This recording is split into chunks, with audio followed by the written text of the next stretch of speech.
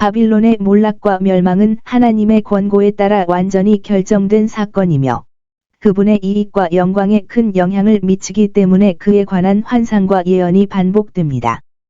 여기 하늘에서 보내심을 받은 또 다른 천사가 있는데 그는 큰 권능과 광채를 가지고 있었습니다.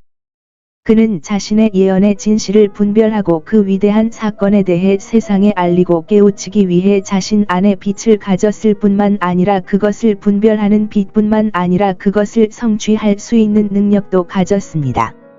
이 천사는 바빌론의 멸망을 이미 이루어진 일로 선포하며 모든 사람이 그 외침을 듣고 이 천사가 그러한 소식의 사자가 되기를 얼마나 기뻐하는지 볼 수 있도록 힘차고 강한 목소리로 이렇게 합니다. 여기에는 이교도 바빌론의 멸망에 대한 예언에 대한 암시가 있는 것 같습니다. 여기서 단어가 그대로 반복됩니다. 타락했다. 타락했다. 어떤 사람들은 두 번의 타락, 즉 먼저 그녀의 배교와 그 다음에 그녀의 파멸이 의도되었다고 생각했습니다. 그리고 그들은 바로 뒤에 나오는 말이 그들의 의견에 유리하다고 생각합니다. 그녀는 마귀의 거처가 되었고 모든 더러운 영의 거처가 되었으며 모든 부정하고 미워하는 새의 새장이 되었습니다. 그러나 이것은 또한 차용한 것으로 그녀의 형벌만큼 우상, 진정으로 악마라고 불리는 을 접대한 그녀의 죄를 묘사하는 것이 아니라 불결한 영과 불길하고 증오스러운 새가 폐허가 된 도시나 집을 괴롭히는 데 사용되는 일반적인 개념인 것 같습니다. 이 파멸의 이유가 선언됩니다. 하나님은 자신의 문제에 대해 설명할 의무가 없지만 특히 가장 끔찍하고 엄청난 섭리의 경륜에서 그렇게 하는 것을 기뻐하기 때문입니다. 바벨론의 악은 매우 컸습니다.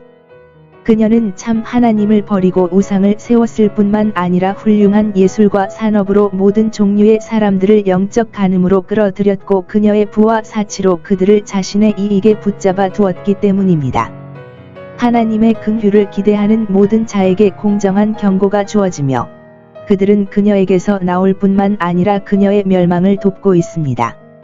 하나님께서는 바벨론에도 은혜의 선택에 속한 백성을 가질 수 있습니다.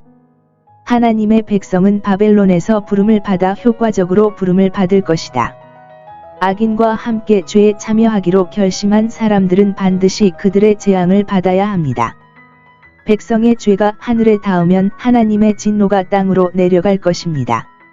사적인 복수는 금지되어 있지만 하나님은 그의 백성이 부름을 받으면 그 밑에서 행동하여 자신과 그들의 집요하고 불가항력적인 적을 무너뜨리게 하실 것입니다. 하나님은 죄인의 형벌을 그들의 악과 교만과 안전의 척도에 비례시켜 주실 것입니다. 백성에게 갑자기 멸망이 임할 때 그 놀라움은 그들의 비참함을 크게 악화시키는 것입니다. 바벨론의 멸망에 대한 바벨론의 친구들의 슬픈 애도. 그리고 여기 관찰하십시오. 애통하는 자들, 즉 그녀의 음행에 매혹되었던 자들과 그녀의 관능적인 쾌락을 함께 나누었던 자들과 그녀의 부와 무역으로 이익을 얻은 자들, 즉 땅의 왕들과 상인들이 누구입니까? 땅의 왕들, 즉 그녀에게 순종하는 동안 그녀에게 자의적이고 포갑적으로 신하들을 다스리도록 허용함으로써 우상 숭배에 아첨했던 왕들과 상인들, 즉 면죄부, 사면, 분배 및 특혜를 위해 그녀와 거래한 사람들, 이들은 이 기술로 부를 얻었으므로 애도할 것입니다. 그들의 애도의 방식은 어떠하였습니까? 그들은 멀리 떨어져 서서 그녀에게 가까이 오지 않았습니다. 바벨론의 친구들조차도 그녀의 몰락에서 멀리 떨어져 서 있을 것입니다. 그들은 바벨론의 죄와 죄악된 쾌락과 이익에 함께 참여했지만 바벨론의 재앙에 기꺼이 동참하지 않았습니다. 그들은 슬프게 부르짖었다. 아라! 아라! 그 큰 성읍 바벨론이여! 그 강대한 성읍이여! 그들이 울며 그들의 머리에 먼지를 뿌렸도다. 죄의 쾌락은 한 계절에 불과하며 음울한 슬픔으로 끝날 것입니다. 교회의 적들의 성공을 기뻐하는 모든 사람들은 그들의 몰락을 그들과 함께 나눌 것이며 교만과 쾌락에 가장 탐닉한 사람들은 재앙을 견딜 능력이 가장 적으며 그들의 슬픔은 전에 즐겁고 유쾌했던 것만큼이나 과도할 것입니다. 그들의 슬픔의 원인은 무엇인가? 그들의 죄가 아니라 그들의 형벌입니다. 그들은 우상 숭배와 사치와 박해에 빠진 것이 아니라 파멸에 빠진 것, 즉 교통과 부와 권력을 잃은 것을 한탄했습니다. 적그리스도의 영은 세상적인 영이며 그들의 슬픔은 단순한 세상적인 슬픔입니다. 그들은 지금 그들에게 임한 하나님의 진노에 대해 애도하지 않고 외적인 위안을 잃은 것에 대해 애도했습니다. 이 도시의 부와 상품이 갑자기 사라지고 회복할 수 없을 정도로 잃어버렸기 때문입니다. 고상하고 선했던 모든 것이 내게서 떠났으니 내가 다시는 그것들을 찾지 못하리라. 하나님의 교회는 잠시 무너질지라도 다시 일어날 것이나 바벨론의 멸망은 소돔과 고모라의 멸망처럼 완전히 전복될 것입니다. 경건한 슬픔은 고난 중에 약간의 도움이 되지만 단순한 세속적인 슬픔은 재앙을 더합니다.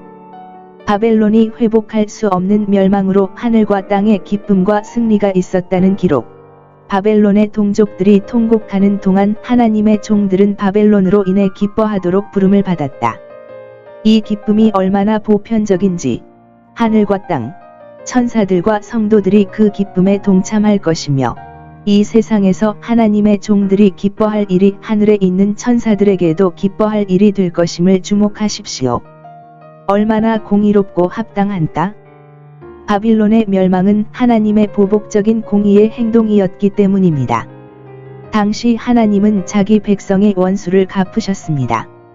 그들은 복수가 속한 그분께 그들의 대의를 맡겼고 이제 시온의 분쟁에 대한 보응의 해가 왔으며 비록 그들이 어떤 사람의 불행을 기뻐하지 않았지만 하나님의 영광스러운 공의의 발견으로 기뻐할 이유가 있었다. 그것은 회복할 수 없는 폐허였기 때문입니다.